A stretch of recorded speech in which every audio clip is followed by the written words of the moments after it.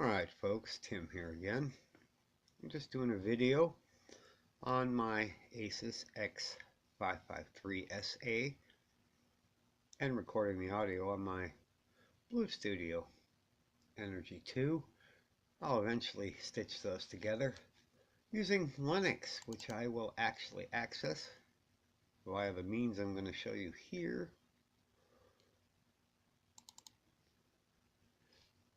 This is a pretty quick laptop. It starts and runs fast.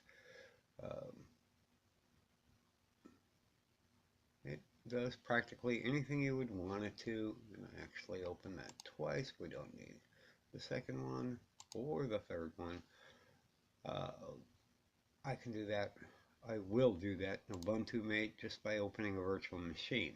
I'm not going to bother to show you that because once we go into that, that's a whole different operating system. But it can be done, and I can help you out with that if you need to know how to set up a virtual machine. But in the meantime, let's just show you the stuff this thing will do. Let's say you want to open an Office document. Now remember, I just started this computer up, so a bunch of startup programs are still running, but opens Microsoft Office just dandy. You can do anything you want in that. Got an FTP program on here if you had to do FTP. Now none of these will be on here, but these are all free programs you could actually download and run with it. How about the basics? Let's check out Chrome. We'll fire up Chrome, show you how it works. Works pretty well. As I said, I fired this up recently, so it's probably going out to check for Windows updates and 85,000 other things. But let's open up a website.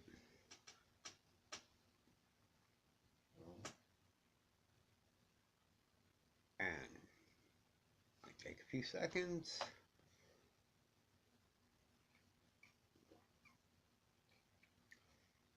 That website's running right here on my own network, so we're competing against ourselves for whatever. And there it is. Chrome runs just dandy, keeps all my bookmarks, all that kind of stuff. You can obviously use Microsoft Edge, which will be the stock browser. Chrome will not be on here. You'll have to install it yourself, unless you ask me to before I wipe it and reinstall Windows 10. It's a licensed copy. Let's do this and go right to here.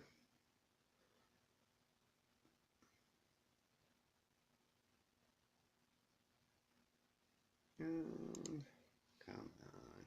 All right. Yeah. And if we do this PC and you right click it, there you go. 64-bit operating system, 1.60 gigahertz.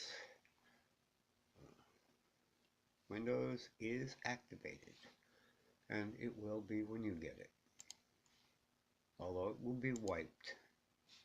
None of this will be on there. Just showing you what it can and can't do. It has an Ethernet connection, 1 gigabit per second. It also has Wi-Fi, which is what I normally use.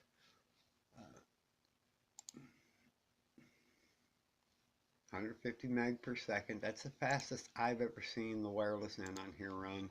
I'm guessing that's the limit. It does not have wireless AC. Just full disclosure. What else we got here? I've got antivirus running on it, and that's what really slows it down when you start it, because it's got to update it. I haven't had it turned on all day.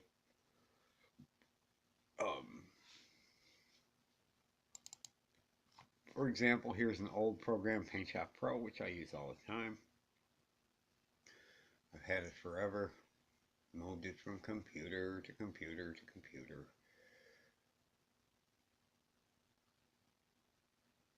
Takes a few seconds to load because this is pretty old software.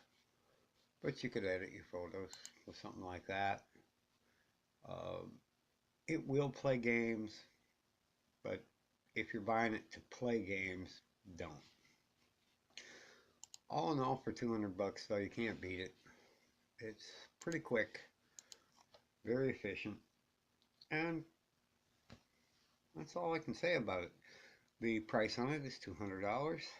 That is extremely reasonable for a 15.6-inch laptop.